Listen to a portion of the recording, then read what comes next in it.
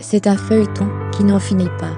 Depuis la mort de Johnny Hallyday, en décembre dernier, et surtout depuis la publication de son testament, toute sa famille se déchire pour des questions d'héritage.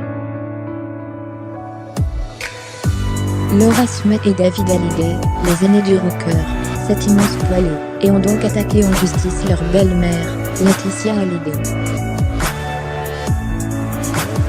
Après de longues semaines de silence, cette dernière s'est finalement exprimée dans les colonnes du Point. Elle se dit prête à pardonner ses beaux enfants et à les accueillir à bras ouverts, mais affirme « On me vole au deuil, on me roule de coups ». Si Johnny Hallyday a fait le choix de déshériter ses enfants, c'est parce qu'il estime que ces derniers ont largement profité de ce largesse de son vivant.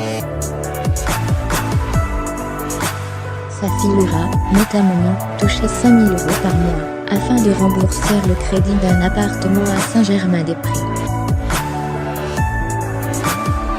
Une somme qu'elle touche depuis ses 20 ans. Mais si Laetitia Hallyday s'était d'abord engagée à poursuivre ce versement, le magazine Closer révèle qu'elle aurait changé d'avis. Depuis la lettre assassine publiée par la jeune femme en février, la veuve de Johnny aurait en effet décidé de lui couper les vivres.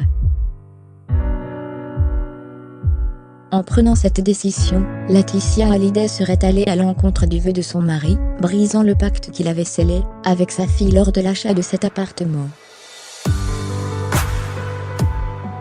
Si l'info s'avère vraie, la mère de Jade et Joie risque, une fois de plus, de subir la colère des fans de Johnny Hallyday, qui ont, pour la plupart, pris le parti de ses enfants ennemis.